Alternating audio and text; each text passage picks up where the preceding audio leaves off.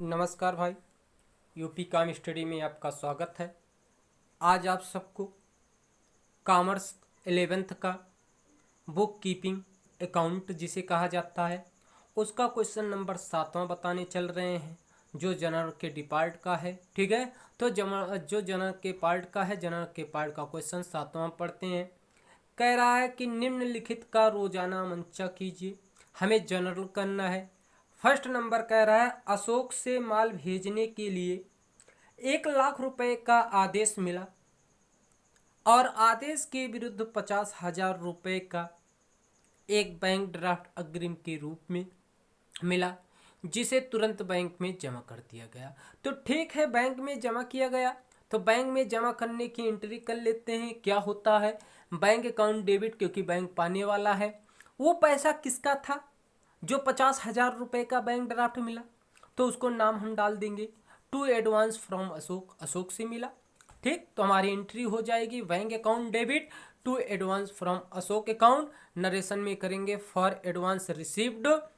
ठीक है, received against the order of 1 lakh rupees, और उसमें डालेंगे डेबिट साइड में 50,000, क्योंकि 50,000 का 1 लाख का आदेश हुआ था, जिसमें 50,000 रुपये हमें, ठीक है, मिला विरुद्ध अग्रिम के रूप में।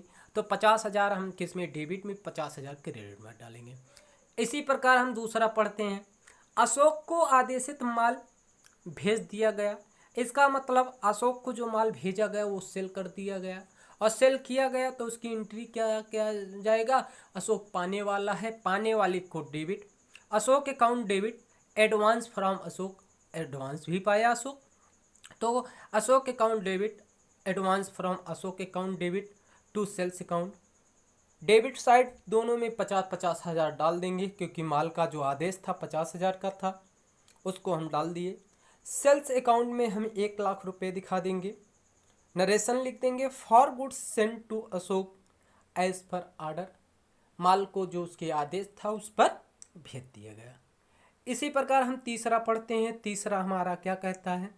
अशोक ने 1/5 माल दोषपूर्ण होने के कारण लौटा दिया।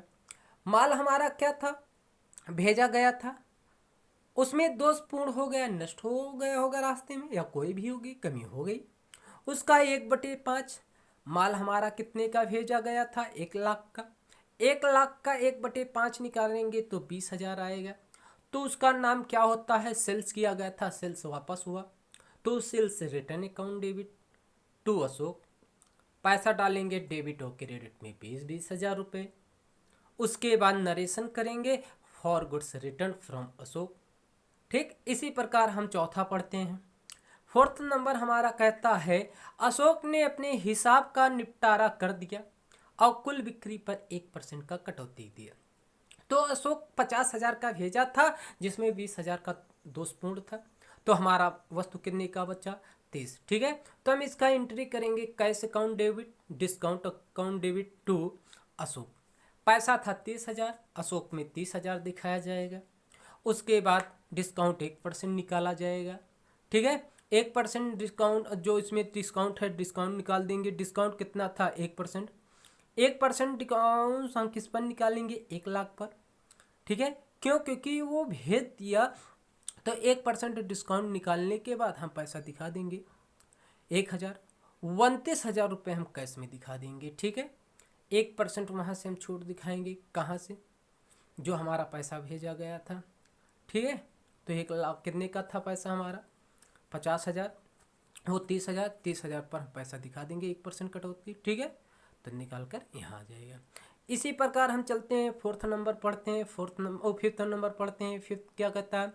मेला स्टोर्स ने 5,000 रुपये का मूल्य दे पार्सल मिला, दे पार्सल मिला रहा है।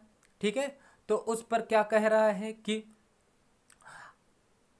दे पार्सल मिला, और 15 रुपये दे विलंब का, और एक चपरासी ने उसे छुड़वाने के लिए 20 रुपये टेम्पो का भाड़ा भी दिया।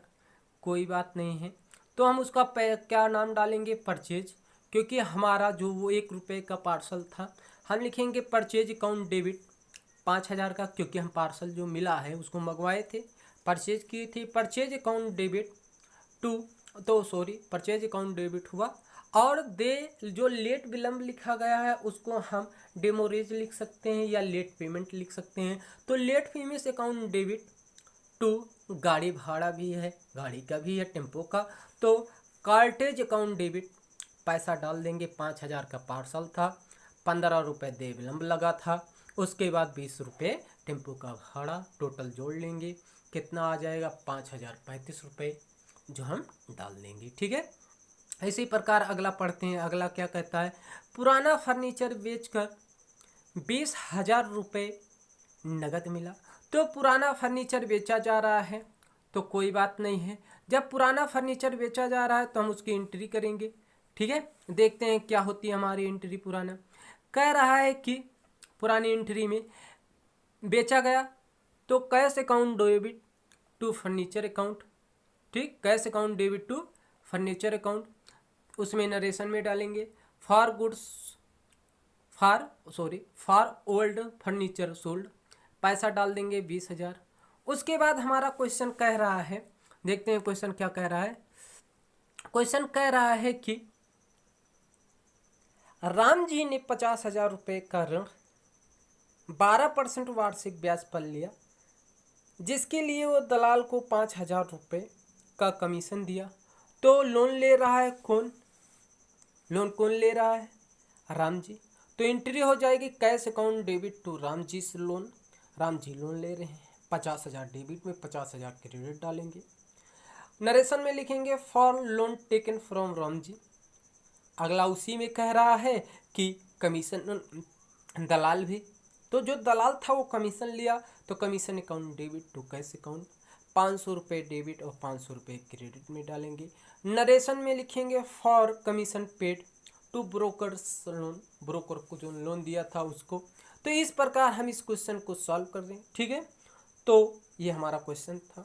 अब हम आप सबको 8वां नंबर बताएंगे अगले वीडियो में। तब तक आप जनरल एंट्री का 7वां क्वेश्चन देखते रहिए, पढ़ते रहिए।